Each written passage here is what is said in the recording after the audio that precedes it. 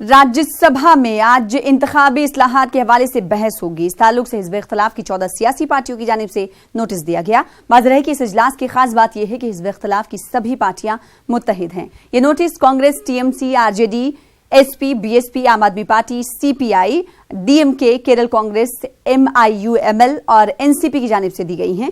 BJP रुकने parliament A K. Sinha ने भी नोटिस दिया है।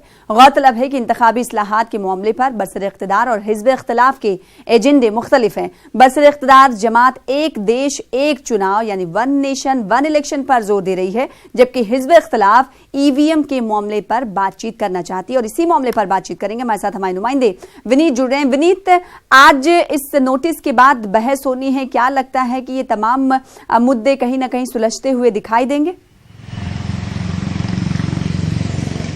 आज निश्चित तौर पर मैं आपको बताना चाहूंगा कि जिस तरह से प्रधानमंत्री नरेंद्र मोदी ने वन नेशन वन इलेक्शन की बात कही थी, उस वक्त भी विपक्षी पार्टियां साफ तौर पर कह रही थी कि वो इलेक्शन रिफॉर्म के बारे में बात करना चाहते हैं और इलेक्शन रिफॉर्म में न सिर्फ वन नेशन वन इलेक्शन के बारे में बात हो बल्कि ईवीएम को लेकर के भी चर्चा हो कि क्या ईवीएम से चुनाव करवाए जाना बेहतर है या बैलेट के से चुनाव करवाने जाने बेहतर है, या फिर जिस तरह से क्रिमिनलाइजेशन ऑफ पॉलिटिक्स हो रहा है, राजनीति में जो आतंक जो क्रिमिनल पृष्ठभूमि के लोग जो आ रहे हैं उस पर भी चर्चा होनी चाहिए। राजनीति में जो पैसे आ रहे हैं, पैसे के बल पर जो चुनाव जीते जा रहे हैं, इस पर भी चर्चा होनी चाहिए। तो साफ तौर पर यह विपक्षी पार्टियों का यह कहना है कि न सिर्फ एक मुद्दे वन नेशन वन इलेक्शन पर चर्चा होनी चाहिए बल्कि जो बड़े मुद्दे हैं, चाहे वो ईवीएम का मुद्दा हो, बैलेट से चुनाव करवाने का मुद्दा हो या राजनीति में अपराधियों के बढ़ते दखल का मुद्दा हो, ये ऐसे मुद्दे हैं जिन पर भी चर्चा होनी चाहिए। और इसी को लेकर के आज राज्यसभा में विपक्षी पार्टियों ने नोटिस दिया है